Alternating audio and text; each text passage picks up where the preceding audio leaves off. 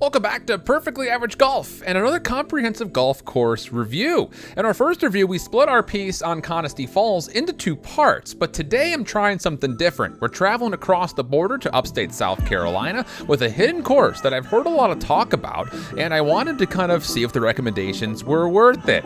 We'll be tackling the full review and the full 18-hole walkthrough in one video. So what can you expect out of this course's facilities? How much does a round cost, and what condition is the course in? We answer all of these questions and show you a full 18 holes in our second ever course review, this time on the Paris Mountain Country Club.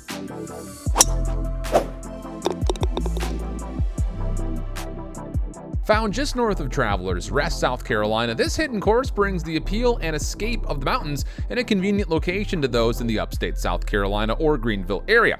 Recently, it was actually voted a winner of the 2021 Best of the Upstate Awards. Paris Mountain actually boasts a history that dates back to its opening in 1938. It's a short course though, playing at 5,900 yards at its longest. This par 72 features lots of elevation changes and great views of Paris Mountain itself just off the golf course. A weekday round at Paris Mountain is extremely reasonable, sitting at $38 for 18 holes during the week, with twilight times moved down to $34 after 2 o'clock. On weekends, the prices of course bump to $45 for regular tee times and $38 for twilight times. This course is not listed on Golf Now though, so the ability to get extra deals is limited to whatever the course may be running themselves promotionally. For what it's worth, this course can be walkable, but do not underestimate the terrain as it's not for the faint of heart.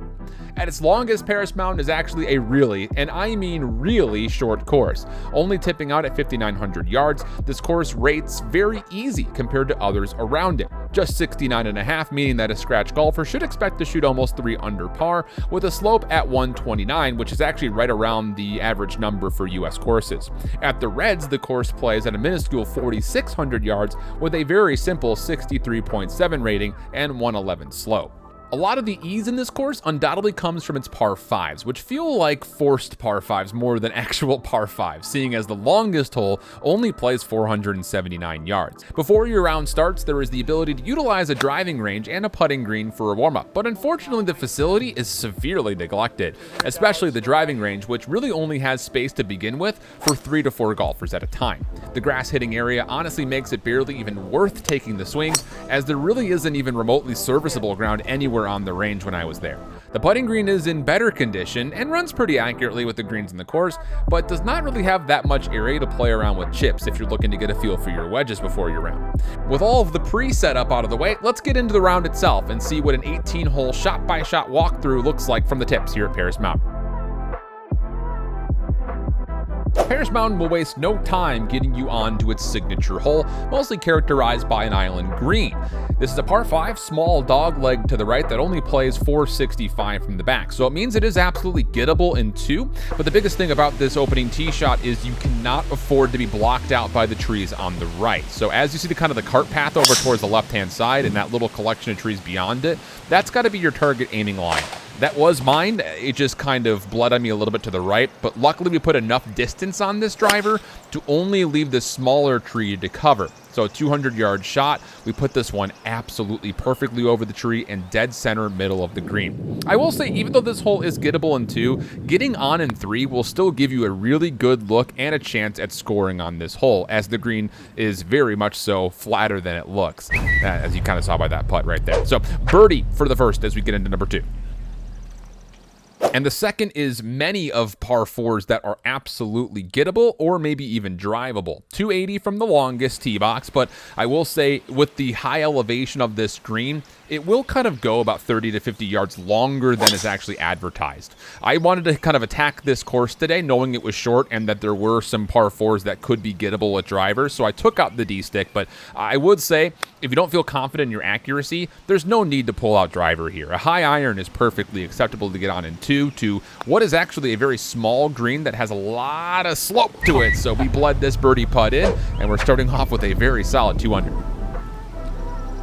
Two par fives in the first 3 holes. This one right back down that same slope you climbed on the second hole and dog-legging to the right. 472 at the back, 401 from the front. Longer hitters, green light special to cut off this dog leg and move over to the right side of these trees. A solid 280 to 300 yard drive will put you within about 150 or so yards. Those that don't hit driver that far, no need to worry. Those trees that you see at the bottom of the fairway, you could just need to get to that corner to give yourself a really good look at this green. The challenge of this third hole is actually on this approach shot to the green itself. It's another small and fast green, and you do not want to be in the trees right or long, as there's a bit of a marshland back there. So if you miss it to the left, try to give yourself a good up and down, and hopefully your first 3 holes look a little bit like mine. Maybe not exactly, but you should be able to score on these first 3 holes, and that's exactly what we're doing right now. The fourth hole will really establish how much risk versus reward you want to play with in your round here at Paris Mountain. I woke up and I wanted to attack this course, so we take driver for this par 4, only playing 333 at its longest. But I was feeling confident with how I was hitting the driver. There's no need to hit driver here if you're just looking to get on into comfortably. I was trying to challenge the green, and that does mean you want to stay away from the trees on the right, but there's also a fairway bunker that plays around 80 yards from the green, which is, I would say, one of the most difficult shots in golf. So be careful of that. We hit driver perfect, though, so we only had a chip to get up and down. Birdie putt. It's a double-tiered green. Didn't give the second tier that you kind of see above my feet as much credit as it deserved with how much break there was. So we'll take the par and stay 3 under through 4. Fifth hole is a short but pretty challenging par 3. Plays about 147 from the back. Of course, you see the lake in front, but there's also a creek that runs off to the right-hand side. So the miss is absolutely more left than right. You also need to be pretty conscious of a sand trap just behind the green. You don't want to be chipping back towards the water out of a bunker, I'll say that much. So we took about an easy 9-iron here, and the line was absolutely perfect, and it looked like it was going to be very, very close. But this back pin location was playing closer to 160 than it is 150. So big putt to come back up the hill. Again, as mentioned, if you're in that sand trap or long of the pin, you are coming back down towards that lake. So be very cautious as you try to finish off this hole. Sixth hole is another short par 4, but the back 2 boxes actually have a bit of a blind tee shot here. This green kind of does run over towards the right-hand side where those trees are, and that is not at all where you want to be. So try to keep this further left than right. I thought I put a really good strike on this, right down the middle of what I thought was going to be the fairway with a small little fade. I was like, oh, this is going to be perfect. I'm going to have maybe 80 yards in. It's going to be great. I was really close to going down this giant tree line, so be very careful of where you put your tee shot. The next shot into the green, you got to be really careful of going long and left, as this green will roll from front to back and push you towards where the 7th tee box is. I thought that chip was going to have a lot more oomph on it. It definitely didn't, so now we're putting back up and just wants to slip. So this green is a lot more deceiving than it looks, so definitely give it the respect it deserves as you try to finish it off. The tee shot on the 7th hole is a very deceiving one, as it looks like you've got a lot more space off the opening line than you actually do, mostly thanks to the uphill line. Doglegging to the left, there's not the ability to truly cut off the corner unless you hit a draw and you hug the tree line, which is what I was trying to do. Pulled it to the left, but I got over the top on my swing path and it started to bleed to the right. You do not want to be right here. Driver, I just don't think is worth it kind of in retrospect, because if you're long and right of the fairway, you fall off and you're dead out of bounds. Or if you're in the fairway, you're blocked out by these trees that I tried to get cute with. Could not quite get through them. So we've got a third shot here from the fairway. And again, I guess for what it's worth, like even a 250-yard shot will only leave you about 100 yards in. So there's really no need to pull driver. I thought that my third shot was going to be really good. Did not realize how big of a fall off there was on the backside of the green. So we have to kind of get up and down for bogey now after the risky plays. Not going to work out for us. It's a double. And in retrospect, just don't pull driver out here. It's not worth it. The 8th hole features the second par 3 and a very difficult one off the tee box, even though it only plays about 138 yards. You don't really want to be in either of these 2 bunkers on the left-hand side, both in front and in back, as the green is very small and kind of rolls very heavy from back to front.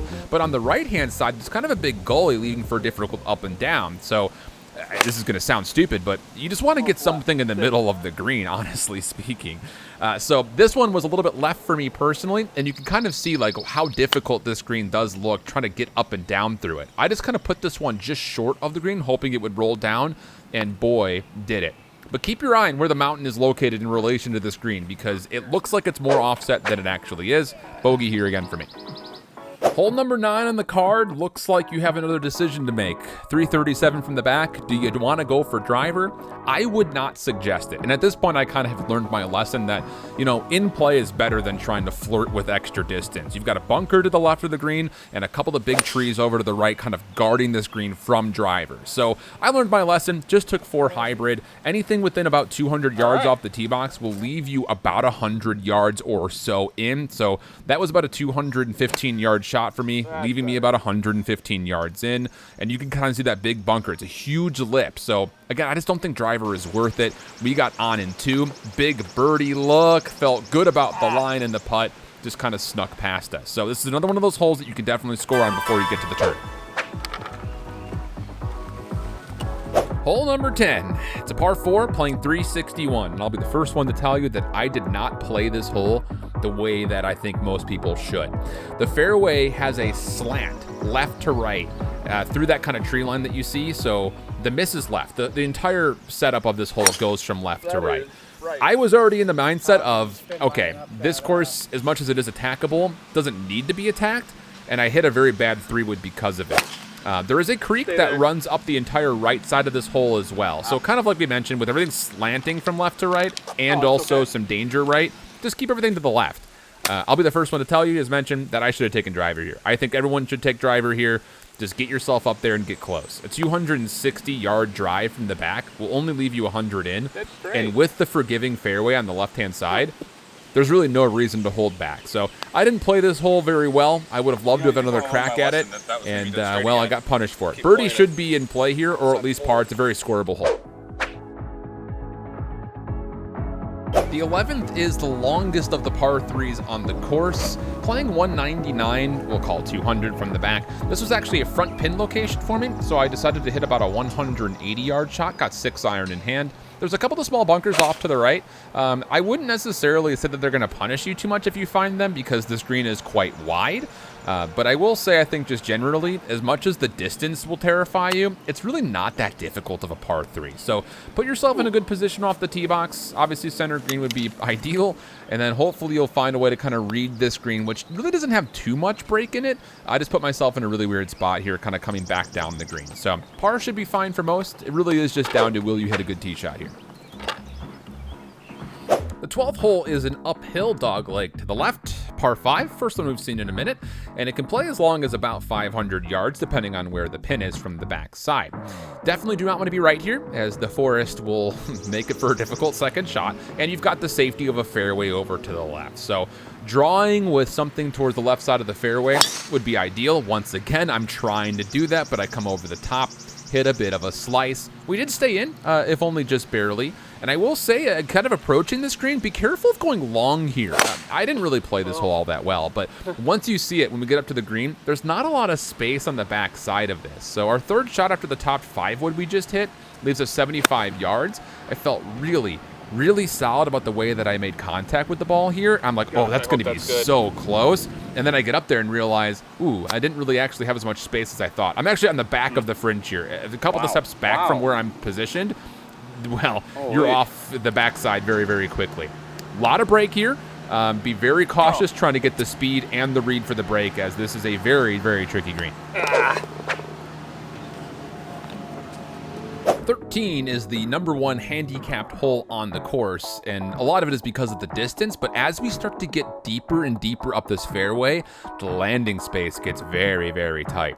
I wanted to challenge it after our kind of mishap on the 10th hole. I was like, this is driver for sure. And I actually put a really good strike on this.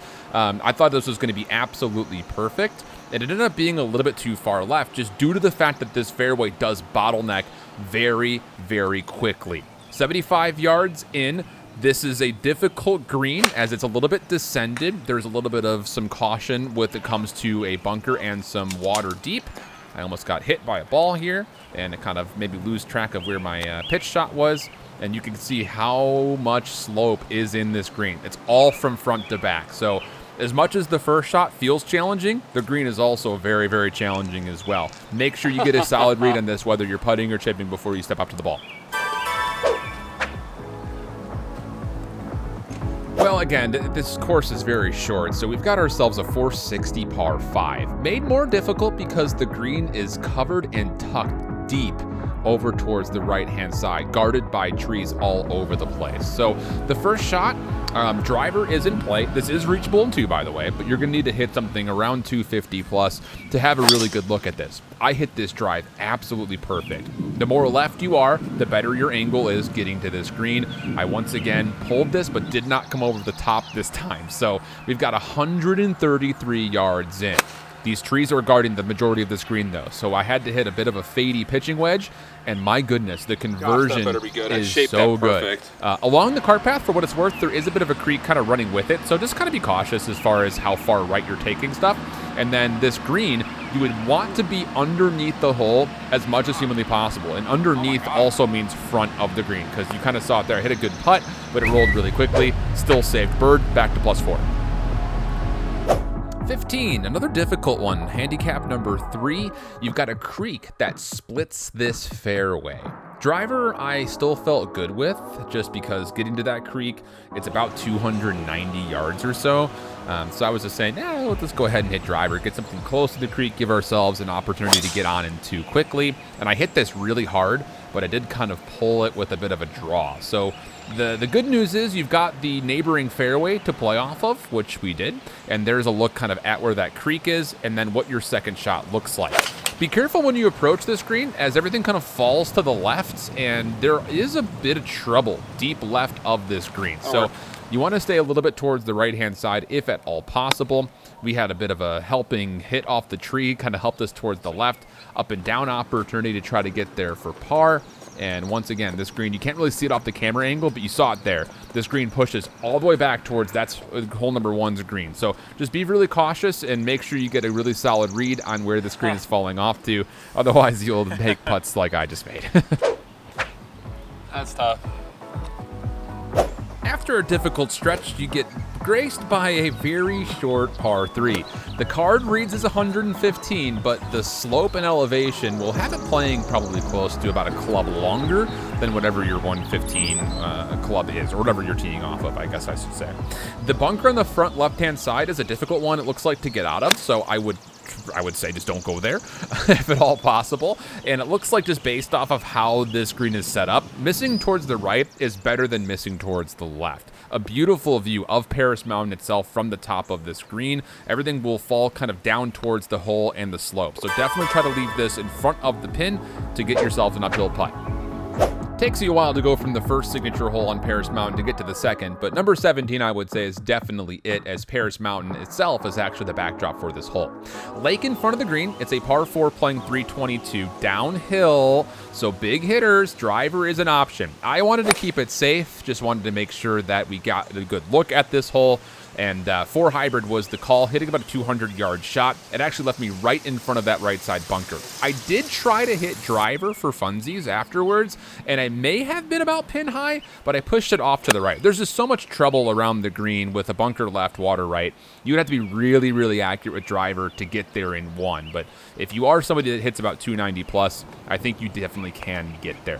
Up and down opportunity here after we kind of beefed up the pitch shot. This green really isn't super difficult. It really is just kind of avoiding the hazards and giving respect to the hole at large to make sure you make a good score. Obviously not very happy missing the par putt. We tap in for bogey.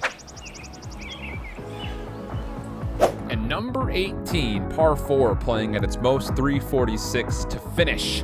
It does require a good tee shot. You do not want to be in that bunker that you see off the left-hand side, because it gives you like 100 yards, and no one loves distances like that out of the bunker. There's also water and trees over to the right, so kind of be careful about it. I was done kind of laying up into these holes. I wanted to really challenge with driver. We hit it really, really solid, but I did push it a little bit left. So even though we carried the bunker, we gave ourselves an interesting look with some trees kind of guarding what would be a normal wedge shot for me. So we're going to go with an 8-iron, kind of just playing something a little chippy down towards the green, and hit it pretty well. I was actually really happy with the result. Not really a shot that you practice all too often, so I was pretty happy with it. But putting around the green, not as good as we would have loved to have had to finish off the round, but all in all, it was still a really fun round. Short course, but a fun layout here at Paris Mountain. So with the round completed, now the overall rating and key points to consider as you look for a round at Paris Mountain.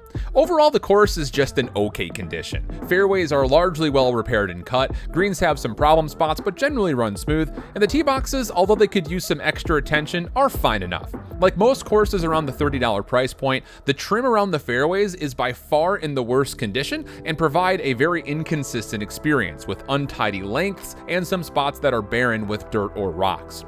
The layout of the course alone, however, is actually surprisingly fun considering how short it is. But that said, big hitters will have fun with drivable greens all over the place. All in all, I rate this course layouts and conditions and difficulty at around a 7 out of 10. Solid condition with some fun challenges, but largely easy and in mediocre condition. The facilities of Paris Mountain, I will have to say, I was actually extremely disappointed in. I didn't mention this, but the small bucket of balls was like 15 balls overall, and it was like $8. It just really wasn't worth it in my mind, especially considering that the driving range is what I would consider to be an unplayable condition. And that's just not okay in my mind. If it's not possible to keep a small driving range ground in good repair, then there's nothing wrong with just making the investment and putting down mats. For that reason, I rate the facilities just a 2 out of 10. The best that can be said about it is an attempt has been made. The cost for a round at Paris Mountain, it really isn't that bad at all, but not having the ability to search out hot deals on sites like Golf Now definitely lessens the overall appeal of the course. Is it priced fairly for what you're getting?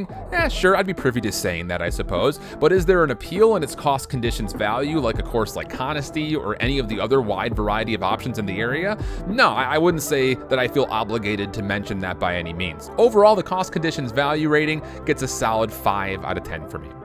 So now the overall perfectly average rating. In my mind, Paris Mountain rates at a solid 6 out of 10. For the most part, you're getting what you pay for, and in terms of a local escape into the mountains, it's a solid option, but by no means is this course one worth traveling more than, say, 30 minutes for. The short length means it's very easy to score on, and if you keep the ball in play, there are some fun par 4s to challenge the green with a solid opening drive, and that always means some level of inherent fun when you can do that. Generally, I think with some extra love and care to things like the range and the overall conditions around the trim of the course, it easily could be a course I'd consider to be a 7 or a 7.5 out of 10. But generally, if you're looking for go-to must-play mountain courses, Paris Mountain doesn't really hold a candle to the courses around it. I hope you enjoyed this extended course review of Paris Mountain. Please let me know in the comments below what you think about doing the walkthrough and the course overview being done together rather than separately. Also, if you're looking for more course action, whether that be in course vlog, matches, or review form, make sure you subscribe with the channel here. We play a lot of courses in the upstate South Carolina and Western North Carolina area, so it'd be good to see you guys come on back. Until next time, though, make sure, of course, you stay perfectly average. Bye-bye.